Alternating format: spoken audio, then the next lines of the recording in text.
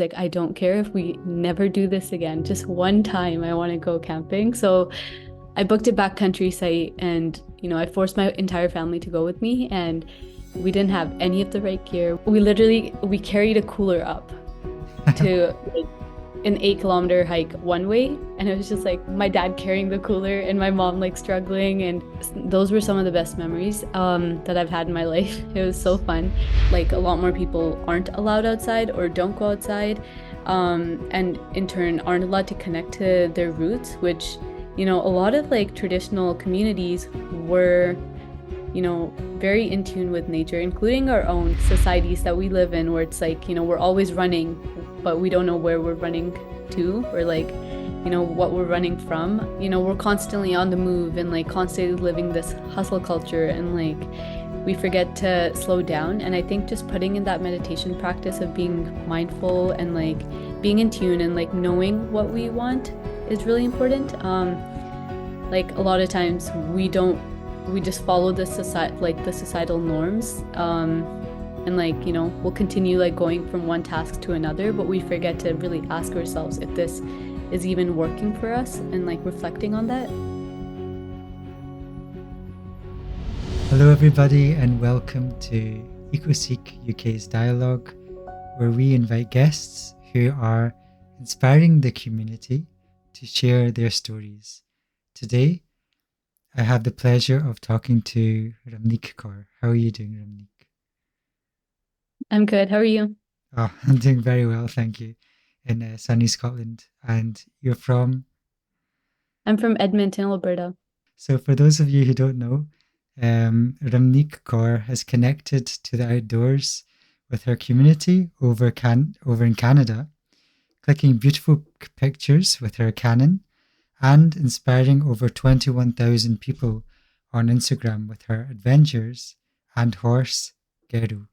So thank you for your time and coming on today, Ramnik, and hopefully sharing your story. If I could just invite you, for people who have not come across your Instagram or your adventures before, just to let them know a bit about you and your story. How did you start connecting to the environment and meeting your horse, Geru, and going on these adventures? Um, so I grew up in a northern town in North Alberta. It was really small, and we were the only Sikh family. And then when I was about 10 years ago, my family moved to Edmonton just to have a little bit more community. And I had never been in such a large city, Mm. because Edmonton's the capital of Alberta. And I think that's when I started like going out a little bit more. I would hike. And then when I got my dog, Keru, he kind of like guided me to do different things. And I think he forced me to get outside a lot more. And I think it just grew from there. Fantastic. And like the adventures you go on. Sorry, I think I said your horse was Geru. It's actually your dog, right? Yeah. Um, so, like the adventures you go on, it's, I think not a lot of people from the community, especially in the Sikh community that I know in UK, don't go on such adventures and connect really deep to nature. I was just wondering, what does nature mean to you, and what does it mean to go out there and connect? I think a lot of times when we ask this question, a lot of people will explain it as like escapism, Mm. but I don't think of nature as escapism. I think it's a part of us that we've like kind of separated ourselves from. And I think like that part of living is just like it's so important, and we've just like, put it aside, and it's necessary to like bring back into our lives to live happy and healthy lives. Exactly. And part of what we're doing at EcoSikhUK UK is we're trying to get people connected to nature from the community, but also realize that it's not separate from us, it's also part of us, and that we are nature itself. And often we can kind of forget about that. So I was just wondering, like, when you're going in nature, you're not just going out there and traveling, but you're also making content, and you're making creative content. So what inspires you to creative content out there in nature? Um, I think when I started, it was just like, for friends and family. Mm, And it was very like just natural, like I would just post things and it was fun. But then I started getting like a lot more like questions and DMs from especially like gores that weren't allowed to do things that I'm allowed to do mm, or that had like limitations as to like, they're not allowed to travel, they're not allowed to do things without their family. While I've grown up living a pretty privileged life mm, and like I didn't have those limitations. So they were always interested in that. But then I also started getting like questions from young parents, which was really inspiring. And it was like, being able to break that generational cycle for other people, which was, mm. I think that was like the most inspiring like audience to be able to inspire. Yeah, I think I totally resonate with that because in UK as well, my grandparents set up a shop. My mum as well, that generation. We have a place called Loch Lomond. Loch means lake in Scotland, and that generation never actually got the chance to go out and visit the lochs in Scotland. So even seeing your posts is just so inspiring to be like, if you can do it, I feel like I want to do it in that way. So, Yeah. what kind of conversations have you had, and what kind of people have been coming up to you? You mentioned like a young person and Gores as well. Um, have you actually then? I know you've been part of a community. Have you then connected to these Gores and these parents in person, and ventured on some adventures with them? Um, so I think I've had like a lot of different types of questions and comments. Mm, I think some of the ones that have stuck with me are from cars, just like specifically cars that have been like back in Punjab that have like been have gotten married. mm, Um, or like cars saying, "Oh, I wasn't allowed to do this," or like now I can't because I have a family, which isn't really the case. Um, I think those comments usually stick with me a little bit more just because they're a little sensitive and like, it makes me feel like it makes me realize how blessed I am. mm. Um, what was the second half of the question? And then, like, have you met with the people? Because I know that you have not just gone out with yourself, but you've also connected with your community to go out outdoors as well. So, how have you kind of formed that community, and how have you went out together? Yeah, I think it was hard at first because even for like camping, no one would say yes. So for my 18th birthday, I that was my one thing. Like, I don't care if like to my family, I was like, I don't care if we never do this again. Just one time I want to go camping. So I booked a backcountry site and, I forced my entire family to go with me Mm. and we didn't have any of the right gear. We looked like we carried a cooler up to like an 8 kilometer hike one way. And it was just like my dad carrying the cooler and my mom like struggling. And it was, and that was like, those were some of the best memories that I've had in my life. It was so Nice. fun. And I think from that, just in my immediate community, we a lot of the girls were like, "Oh, you should come like take us on a camping trip." So we did a girls camping trip where some of the moms came, which was really, really fun. And then it led to like a family, like a bunch of families wanted to go and they wanted to learn how to camp. So it led to that. Then we did a backcountry just girls camping trip, which was really fun. And some of the girls had never gone camping before. So it was like, it was amazing to see Mm, like other girls, other cars in my community that wanted to, be a part of the same hobbies that like I love. And then from that, I've started a club called Cars Club. It started off as like an online community, but we're trying to host more in-person events this year. So last month we did like an online workout mm. um from one of the girls that is a Gursevak. I don't know if you know what that is, but it's like she's a Sevadar with Bhagat Jaswant Singh Ji. Okay. Um And basically, so Apag Jaswant Singh Ji, he came here when I moved to Edmonton, and they were like, I think they were one of my inspirations for when I started like connecting Sikhi to nature and just being like the active lifestyle.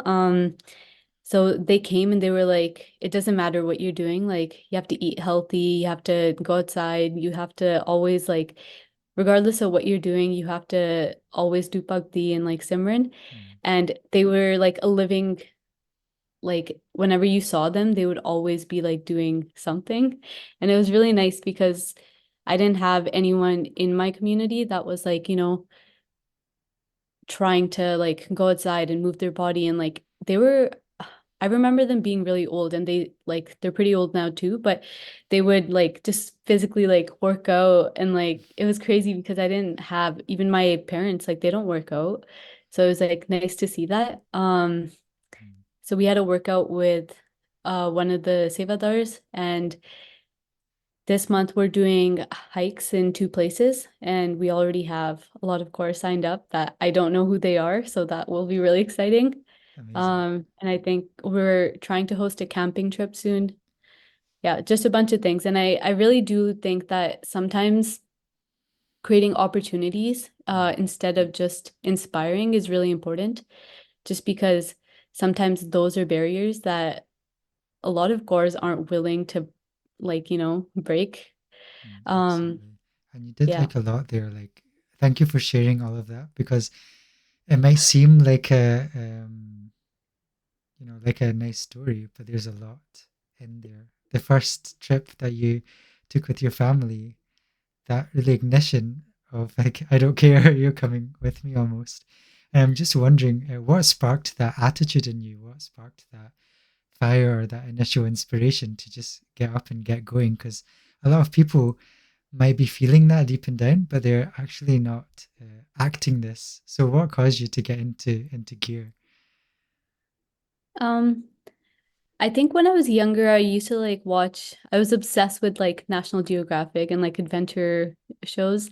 But I'd always like whenever I told my dad, like, oh, that's something I want to do, he'd always like say, no, there's a reason that like brown people don't do this, or like Mm, people that look like me. And I wasn't Amritari then, so it wasn't like, I wear the star or mm, um like there just weren't people of color in general. Like it was mainly like white people and like especially white men. Um, and I think my whole life it was just like, oh no, no. And then I started saying like, you know what? Like why not no? Like why is there like a logical reason behind this? And I think I started like questioning that and pushing back a little bit more. So like I think before the camping trip, I like forced myself to do like a bunch of things. I went skydiving, and then I amazing. went rafting. And then I took my dad and my brother and some like family friends rafting, and they loved it so much. And I was like, see, like we can have fun. We just have to say yes.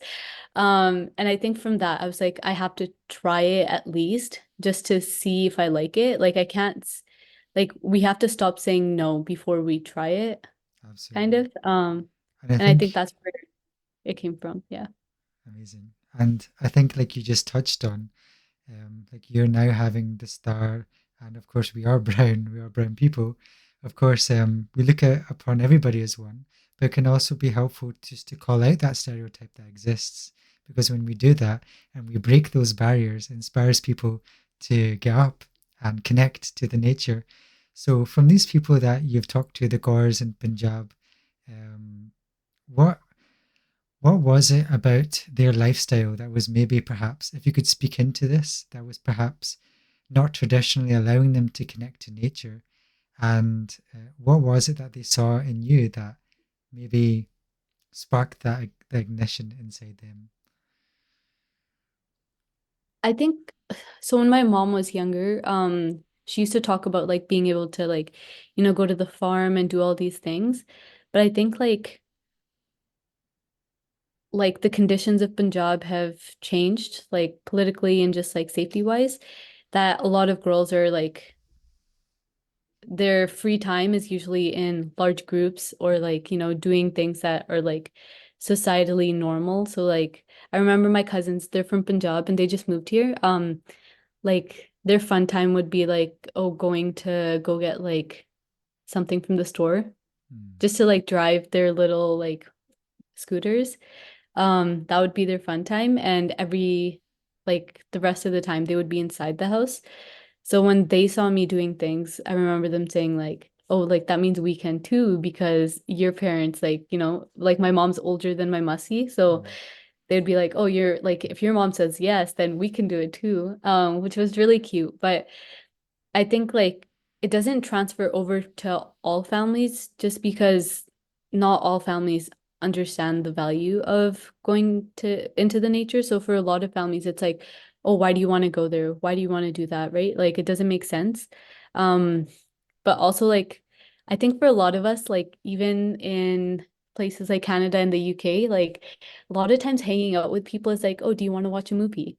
Mm. Do you want to go for dinner or like things like that? And I think, yeah, like that's fun, but then we don't create time for going outside and like we forget that whole like the world that used to exist. Like I remember my grandpa, like he tells stories about like, someone like so much time that he spent outside and that I'll never experience because when I was younger, it wasn't prioritized. Like I remember him telling like stories about like hanging out in the Cape with his parents. Mm. Um, and I remember going back to Punjab as a kid and I never got to even like see the Cape because oh no, you're gonna get hurt and like other things. So it's like it's really interesting that like our priorities have completely shifted. And I think it's also like the immigrant culture too, because when the diaspora first came, they weren't allowed in these spaces, but also they they had to work so hard to just like create their own space. Mm. To be seen as like hardworking, deserving people that they just worked and worked and worked. And I think they passed that on through generations, like through the comment of, oh, I worked so hard for the opportunities that you're getting. You should work twice as hard to, make something out of yourself. Mm. And I think like that's passed on. And yes, working hard is important, but I think like that balance is also really, really, really important. Um, yeah. Absolutely, like connecting to, of course, your work ethic, which we need, but then connecting to just how we live, our natural course of living. And you mentioned the diaspora, and I know that you're studying anthropology. So if you can talk a bit about this as well. But you also mentioned, you met some of the older generation, my Nanaji as well. He was very into going for a walk every day. After he became Amritari, he was walking around, smiling to the local neighbors, giving the children sweets and walking around the the local block, right? Which people didn't really seem to do, the younger generation.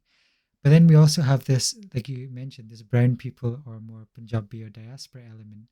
So, from your anthropology background, and obviously now going into Sikhi and understanding Sikhi, how does Sikhi start affecting the way you live and connecting to nature compared to maybe somebody who've just come from the Punjabi diaspora background and not been connecting to nature through Sikhi? Could you maybe speak into this? Yeah. So I always like when I started getting into Sikhi, it was like it wasn't very step by step. It was just like I just got pushed into it and it was like all of it. Um, Right. so when I started, it was like, you know, I would have normal school, so public school, and then afterwards it was Kirtan class, Gatka class, Santhya, like Punjabi school, and it was like my whole schedule was jam-packed. But then I started realizing that if lived to the T, like how it's supposed to be lived, Sikhi is a way of life. Mm. And I think a lot of aspects of it we forget to like put into our daily lives. So like I remember when my mom's loved plants her whole life. And whenever she waters the plants, she'll like do Simran with each of the plants while she's watering them and like making sure they're okay. Just little things like that. Like I started becoming curious as to why she does that. Mm, And then like, trying to understand a little bit more was like, um, there's life in each plant, but that also means like, it's the same soul that I have, that a plant that's a different life, like a different June. So if that's a different June and I can do Simran for that plant, with that plant, that means I can help them go to the next June mm. faster. And maybe they'll be like blessed with a human life after if their like karmic debt is, paid off, which is like really interesting to me, just, anthropology side of it all. Thank you for sharing that. And we can touch on Simran as well and what it really means to do Simran for ourselves and to the nature, like your mum was doing. That's quite a lovely story. I know that you do anthropology as well. So, what are kind of the insights in anthropology that you found like, hey, I'm actually a Punjabi, I'm a Sikh, I'm in Canada, I'm connecting to nature, but there's this anthropology lens you have. Um, what has anthropology opened up for you that that's maybe a bit unique in what you bring or share to the world? I think I don't share enough about the experience I've had through my university degree just because it's opened my eyes up to so much more. Mm, Like a lot of the national parks, they used to be like indigenous people's land that like indigenous people lived on and used as ceremonial land. And they were kicked out and they were banned from Canadian national parks for a really long time, like I think up till like the 80s, mm, like which is pretty recent. Um, and a lot of people of color, including, like Canada usually gets this like non-racist, very multicultural lens, but there's so much systemic racism to date that exists. And I think it does hold people back because it's like, oh, people like us don't do these activities. People like us don't belong here. But also like when you do go to, the adventure community or like spaces like um the outdoors or like, the Rockies, for example, you don't see people like yourself doing activities. So like if you go to Banff and Jasper, like you will see a lot of Punjabi people, mm, but it will always be like, oh, they're on they're doing sightseeing kind of. So it's like they'll go see the sights and then they'll come back. So it's not like they won't be doing like the crazier hikes or they won't be doing like rock climbing and other things like that.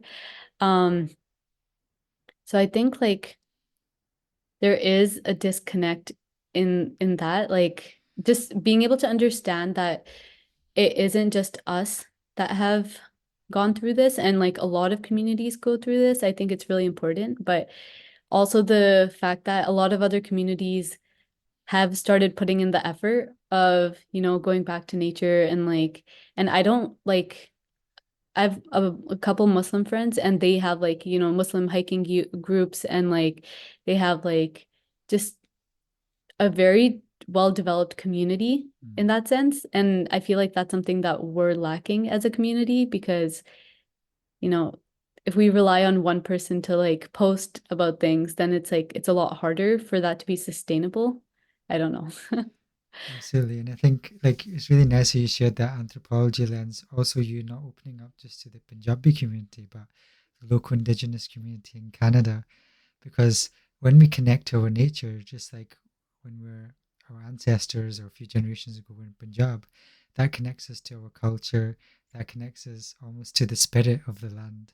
So I feel like this anthropology background is also giving you almost the intellect behind, not just the emotional connection, but almost the intellectual understanding of what it means to be connected to your land. So you mentioned Simran and your mum watering the plants and connecting to Sikhi as well with the older generation coming in. I know from Sikhi background, of course, our Harmandir Sahib was built in and around nature in a sarovar, and also Guru Gobind Singh wrote some of the chopai was on the riverbanks. So connecting to the nature taps us into this depth of wisdom in our planet and to our intuition. So, for people who are not familiar with Simran, or like you were talking about these aspects in Sikhism or indeed any other tradition, could you maybe explain Simran to people who maybe have not come across this term before? Yeah, so Simran is meditation, but it can be like, you're doing Simran of like the I don't know how to explain this very well. So you're doing Simran of say Vaikru, which is like you would just chant over and over again, but I think there's like a deeper like a deeper connection. So Mm, you would develop that over your meditation over a period of time.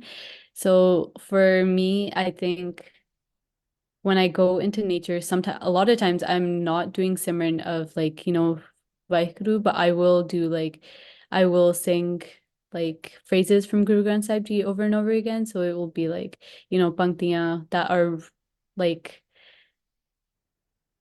that kind of combine what I'm feeling mm, or what I'm working towards or something like that, just like an emotional thing. Um, but a lot of times, like, especially I don't know how to explain this. A lot of times it's like I will do panktiyan when I'm like, just like it's a little bit more peaceful, but mm, I've had like, you know, a couple like bear scares and like other things, and I feel like when I get the sense of fear, mm, I will automatically start doing Simran. And it's crazy because the backcountry trip I did with the Gores, we had it was there was thunder, it was pouring rain, mm, and we saw like, a bear, and everyone started doing Simran so loudly.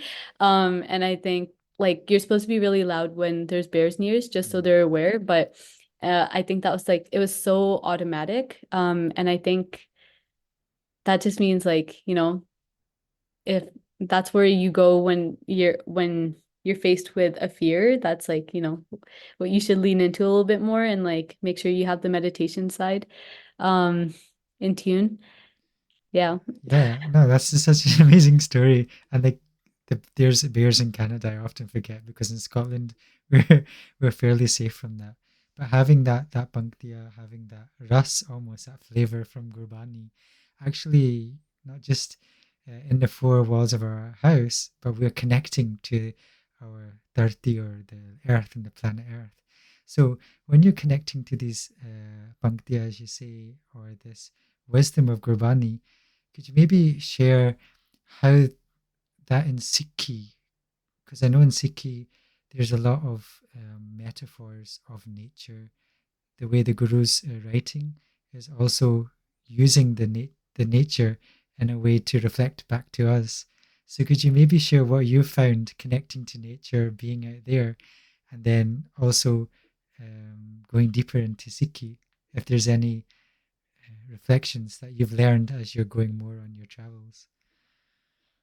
Um, I think a lot of times I'll take a pankti that's like related to where I am. Mm, So if I'm in the mountains, like maybe about the mountains, or if I'm by the water, then I'll do one about the water.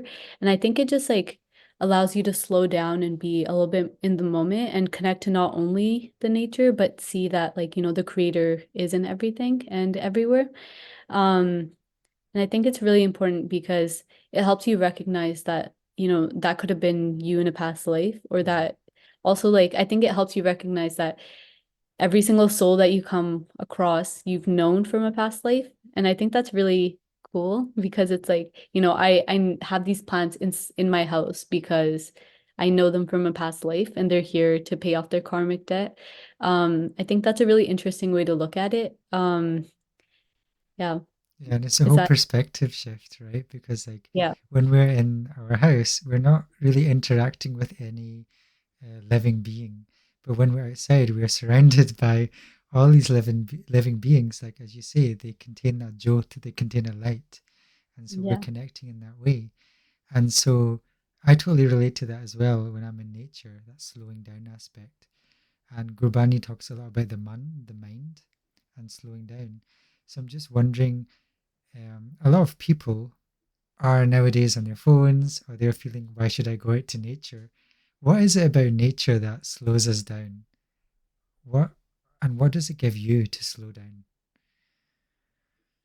I think for me, like the mindfulness aspect is really important because as Sikhs, we're supposed to be able to like, sit and be mindful. And when we're meditating, especially, like I think for me, I struggle to meditate a lot when I'm inside, Mm, compared to when I'm outside, just because it's like, you know, the fresh air and like being able to like see, like feel that, you know, the jot in everything around me is really a unique perspective when I'm outside. But I I think like just being outside, even if you're not religious, just being outside changes.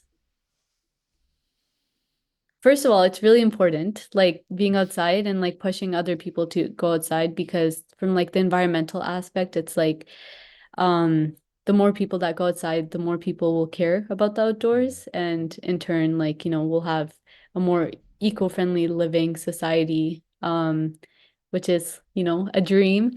Um but there's also like the community aspect where like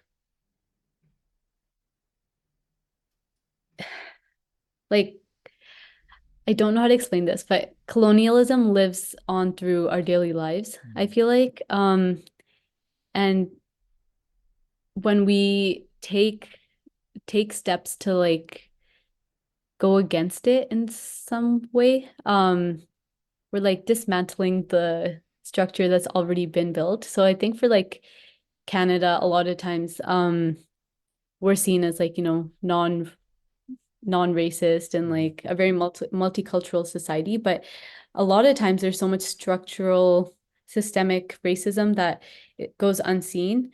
Um, mm, and a lot of times like that means a lot more people aren't allowed outside or don't go outside, and in turn aren't allowed to connect to their roots, which, a lot of like traditional communities were, very in tune with nature, including our own, which I feel like we always forget because, the diaspora and like the Green Revolution and like all these things like piled on top of each other. And it created the immigrant mindset of mm, like, just work, work, work. And I think we're missing that aspect. And it's so important to like connect with Sikhi, but also like connect to our ancestors and their way of living. But I think in turn, it would also be better for Punjab itself if we went away from this like elitist and like, colonial way of thinking where it's like, we need to be better and do better to get more money and like build bigger things and whatnot. mm. Yeah. Absolutely, as you said, and it dissolves that sort of subconscious thing that we can't see. And when we keep striving, striving, striving, we almost don't have time to see the mind and see, Yeah. hey, what's driving us crazy. And so, like you said, going out there, connecting to nature, connecting to that stillness, even like you said, if you're atheist, um, hey, I'm in nature and I can see my mind at play, um, and connect to that. So that's really amazing work that you're doing, and you're taking so many people on that journey as well. So, people might not meditate, and people might not go out to nature so much. So I'm just wondering, what has meditation done for you personally in your life, and how does nature play into that as well? Um, I think like when I started meditating, it was more like I didn't understand it, kind of. But I think the more I got older, I started like meditating for myself more. I think so. Baggage, a lot of Gursikhs around, they'll be like, your mind, what your mind thinks when it's alone is Mm, what you truly are and how you truly feel. So if you're in a closed room and what you do, what your mind thinks, that's who you truly are. So if I'm sitting in a room and my first thoughts are, okay, I'm gonna watch a movie, I'm gonna do this, I'm gonna do that, that's who you are, that's who you like in your free time, in your alone time, that's what you do. And I think for me, yes, like when I feel like when I was younger, those were the things that I was like, I want to do. But now if I'm like alone and I'm inside and like I'm like, okay, I'm gonna go for a run. I'm gonna go for a hike. I'm gonna go to the horses. And I think it shifts that perspective, but also like meditation itself, I think the more you work on it, like it grows. This is so hard to explain because I feel like it's such an individual experience, like meditation and the practice itself. Um, and I think a lot of times we forget that like meditation is for everyone, and especially in like our world as like, you know, technology and like the capitalist societies that we live in, where it's like, we're always running, but we don't know where we're running to, or like, what we're running from. It's really interesting because we'll usually like, we're constantly on the move and like constantly living this hustle culture, and like we forget to slow down. And I think just putting in that meditation practice of being mindful and like being in tune and like knowing what we want is really important. Like a lot of times we just follow the societal norms. And like, we'll continue like going from one task to another, but we forget to really ask ourselves if this is even working for us and like reflecting on that. So I think Mm. that's where meditation is important for me, and like slowing down. And I think nature helps for me because it creates like a space, an aura kind of, that I can just like go and I can be myself, and I can just like, I can sit with my feelings, and it doesn't matter like, you know, which it doesn't matter like how I feel, how I react, what emotions I show, because no one around me is there to judge, kind of, Mm. and it creates a safe space. Yeah. Amazing, like that space, that aura that the nature creates, and that you're by yourself with no expectations. And I think a lot of people are not able to connect to that. And that's probably part of why, when you're sharing these wonderful stories and inspirations, why people are actually reaching out and inspired by that. So there's amazing work that you're doing. And for people who are not getting time alone, or don't even see the use of being alone, they may be going out with their cohort or group, or maybe they're wanting time alone and can't seem to get time alone.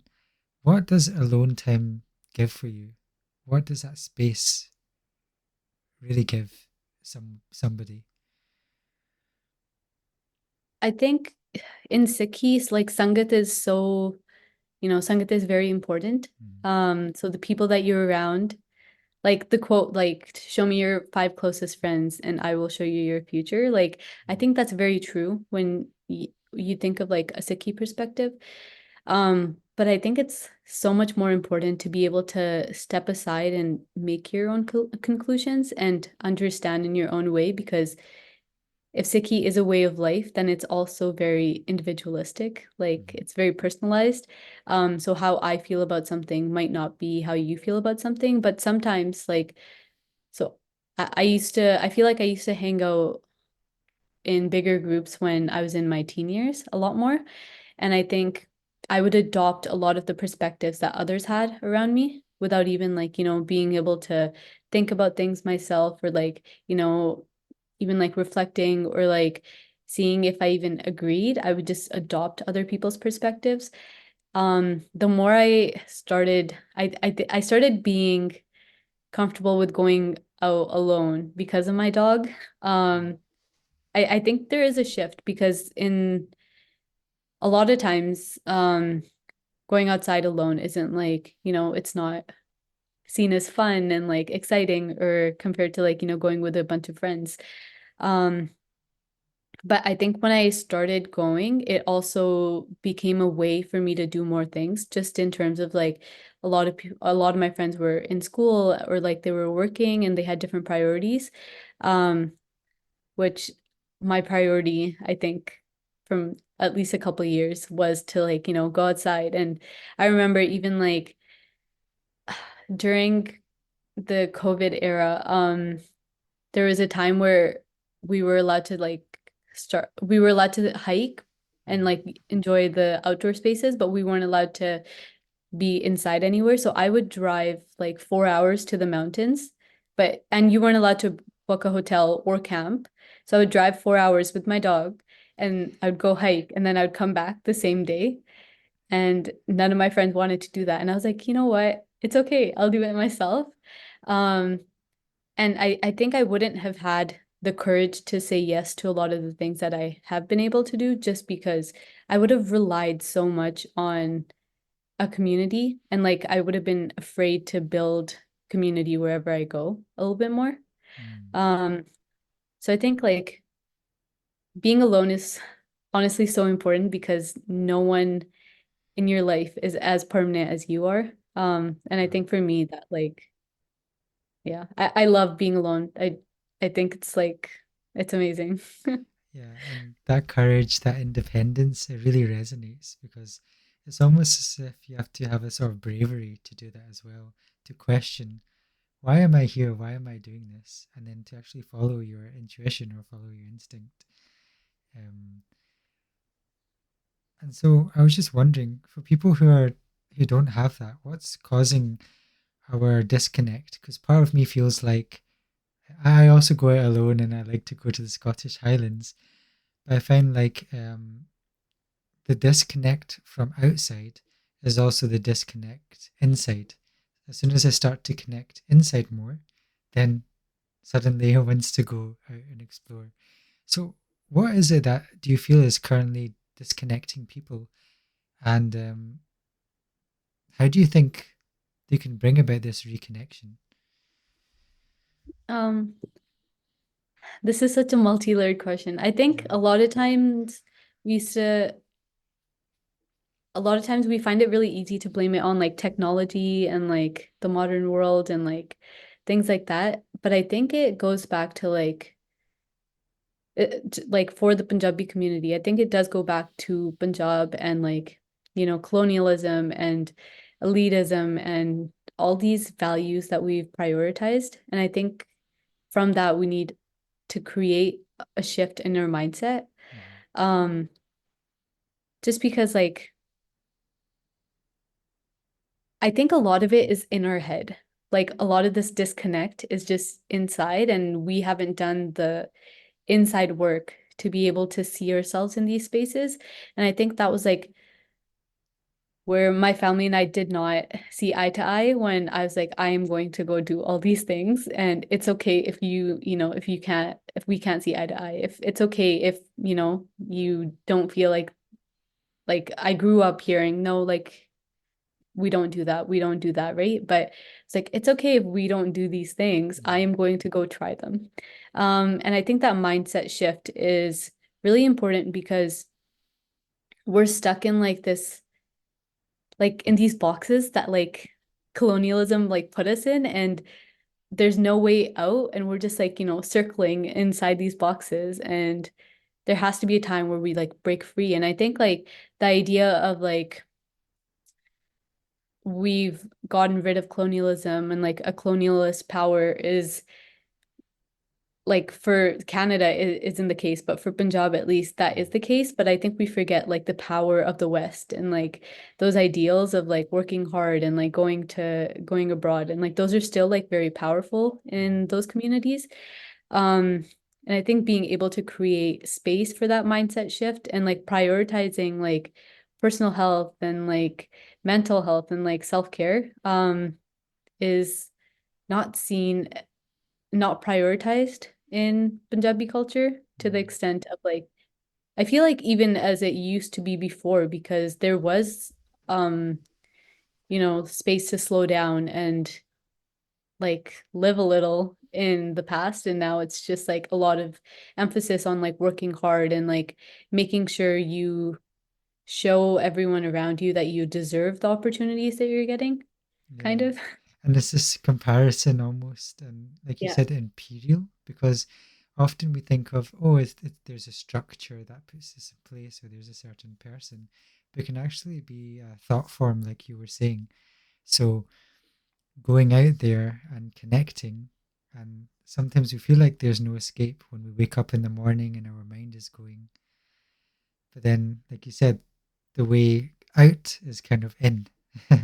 By going in and connecting, then we're able to connect to our roots and understand, hey, there's something inside me that wants to express itself. There's a life there that wants to express itself. Um, and that might not necessarily want to compare with other people and hustle, but maybe want to create and explore in our unique individual way.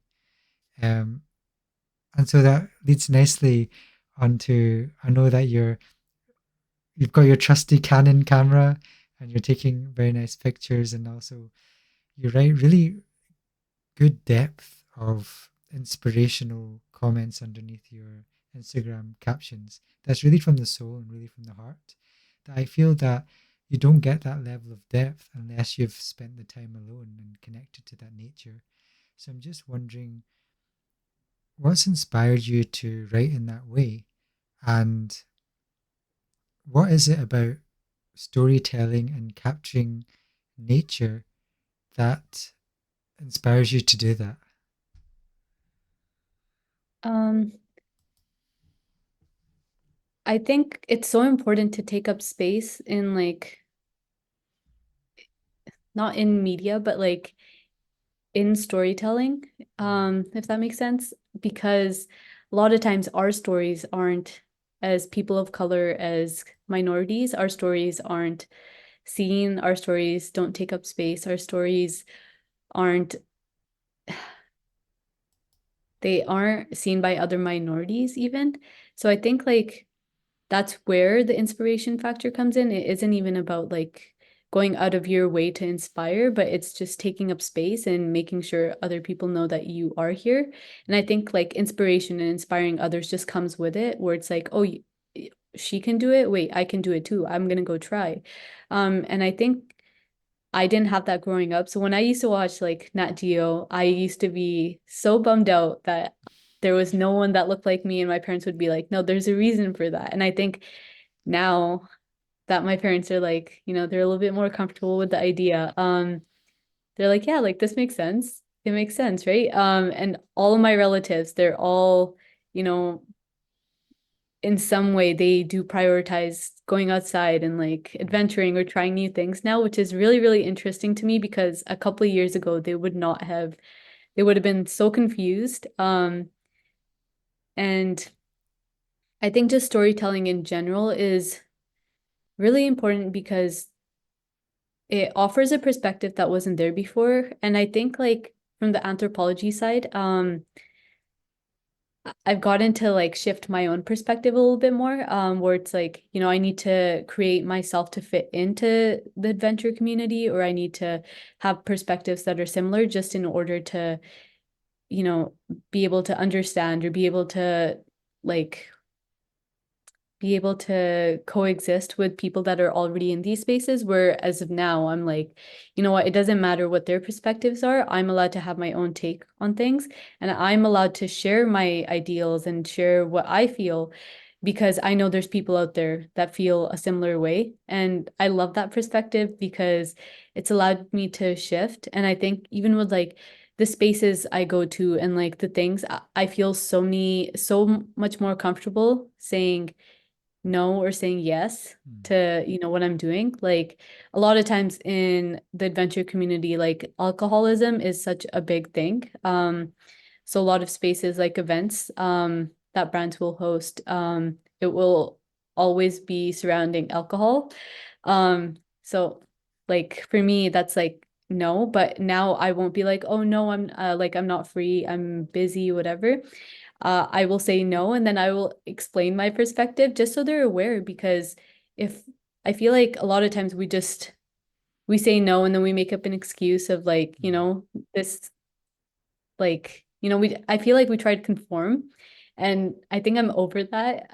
I've like grown out of that, and I really like that about storytelling as well, because I think there's a shift in how I work. Um just to just so it's a little bit more me and it doesn't have to fit anyone's boots. Like I can just be myself. Yeah. Mm, amazing. And it's that trailblazing and just forging your own path that's so inspirational. And like you mentioned, it's like just giving ourselves permission. And when you give yourself permission, you're giving so many other people permission as well to forge their own path. And that's really a beautiful thing that you're doing. And like you said, like claiming and stepping into your own power, it's almost raising that consciousness or raising other people's perspectives in ways that they've never thought before. And in turn, you're one person doing this, but then it's having an effect on so many people and ultimately an effect on the planet because people are connecting more to nature. And Amin just reminded me of a very nice question, which is a lot of people might not have horses like you do or going to stables. And I'm just wondering, what's that like to have a horse and to connect, with animals? Somebody like me who doesn't have animals and not connected to animals, just talking to humans all day. What's that like to have animals and connect with them? I I think the relationship with like a horse and a dog is very different because with our horses, it's a lot like doing seva. So a lot of times our horses in Gurbani or in Sikhi are referred to as Janpai, which is like soul brothers. Um, so if we refer to them as soul brothers, there's a lot of like respect and love that goes into like doing, a lot of times it's like doing Simran with them and like grooming them and like riding them. It's an act of service, but also like Guru Gobind Singh Ji's like hukams. One of them is to make sure that you know how to do Shastra Vidya, which is martial arts, and also how to ride horses, Mm. which is one of the hukams that all Sikhs are supposed to follow. And I didn't know that when like, I was growing up. So when I got horses, it was really interesting because I realized that like not a lot of people get to have horses and it was such a blessing. But now that we have four horses now, it's very interesting because they're like they're literally like little toddlers. It's so cute and they just demand love and they don't care about anything else. I think my relationship with Kedu is a little bit different because he's literally sitting beside me. Um, he's very attached. And I think the love and respect that I have towards him is a little bit different, just in terms of like a lot of times I will treat him like a human, which is I don't know. It's not the best. Just in terms of like when I do have to travel without him, because it's like, oh my God, there's, Kedu's at home. But the love and respect that I have towards Kedu is a little bit unique in terms of nature as well, just because he was kind of like a guide for me when I was getting out there. Um, and I think it's a lot of times I will see animals as like a teacher. So when I'm riding my horse, a lot of times he like my horse will tell me when to like breathe. So he'll Mm. like, make a noise and I'll just be like, okay, like I need to calm down because they can feel every emotion. But if I'm having a bad day, like my horses or my dog will come up and they will like, demand affection and like make sure they tell me that like, it's okay. And I've started to like, I've picked up on that a lot of times and it's yeah, it's very nice. I think also like in the Punjabi community, like getting a dog in Canada was such a big deal because my parents both grew up with dogs back in Punjab when they were younger, and they were like, no, like the dog stays out, so it's fine. Like, but in Canada, you have to bring it in. So getting a dog was so hard, and once we got a dog, it was like, okay, let's get horses. So it's like it was nice. Yeah, Yeah, I know like a lot of actually Punjabi families don't actually have animals yeah. for some reason here in UK. But like you shared, like it's connecting to you to your breath, connecting to you to actual nature. And actually I didn't realize I was part of Guru Gobind Singh's hukum to ride horses. So it's really amazing as well. And to find that out after you got horses, it's pretty cool. So I'm just wondering, as we slowly begin to wrap up, how do you hope to? I know it happens naturally and it happens within your space, but in your own being right now, what's coming up for you in terms of your next treks and your next inspirational creations that's coming up? So I'm working on finishing my degree. So this is my last semester. Um, I hope with that, before I move on to, hopefully another degree, I have a little bit more room to work on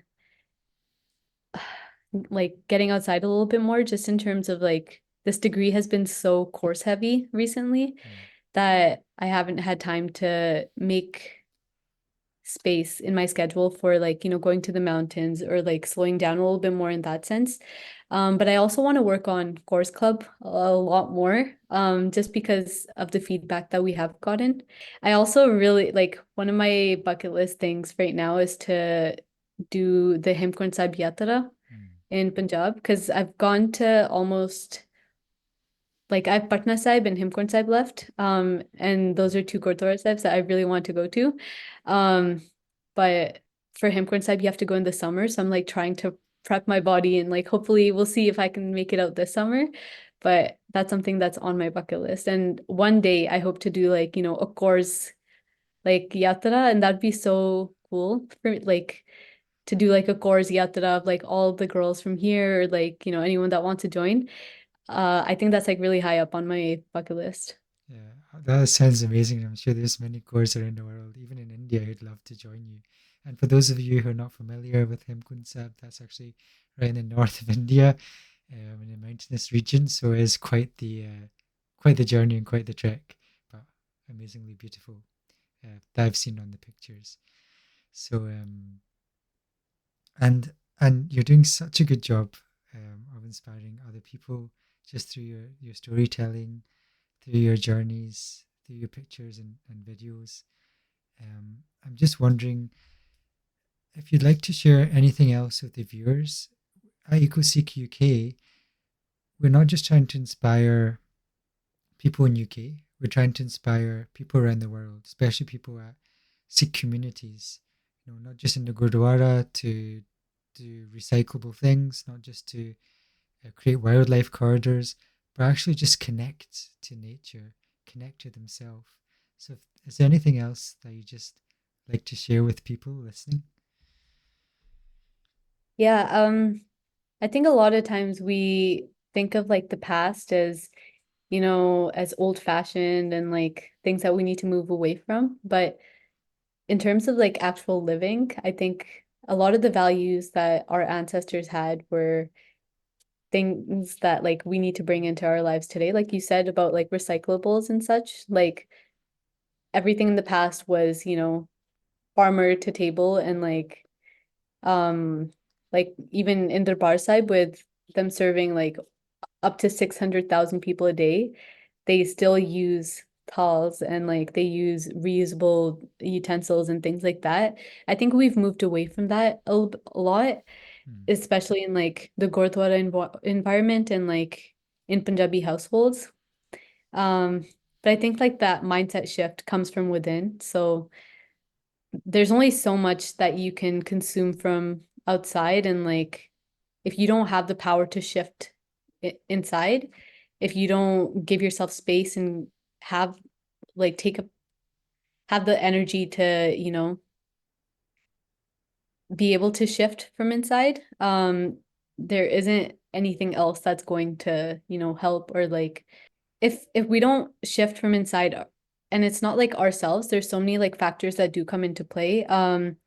If we don't create space for that, there isn't going to be anything else that can contribute to us shifting. I feel like a lot of times it is all inside our heads. Like for me, if I didn't if I didn't start saying like, it doesn't matter what the rest of the world does, this is what I'm interested in, this is what I want to do. Um, if I didn't do that, I feel like I would be in a very different spot, and I feel like I would be conforming to a lot of the things that I've gotten, in my alone time, I've gotten to reflect on and like seeing that this isn't where I stand on things. Um, yeah. Yeah. Thank you so much for sharing that, your clarity, your groundedness, your perspective, and of course, just being yourself and that inspiration. I think it's just inspiration to all of us to go into nature, how that ties in with Sikhi for those of us who've not explored at that depth yet. Um, so I just want to, again, thank you for coming on. Thank you for sharing your story and just being authentic and an inspiration. And Thank you for having me. thank you so much, Ramnik. And thank you for everybody watching. We just finished on Waheguru Ji Ka Khalsa, Waheguru Ji Ki Bye. Fateh.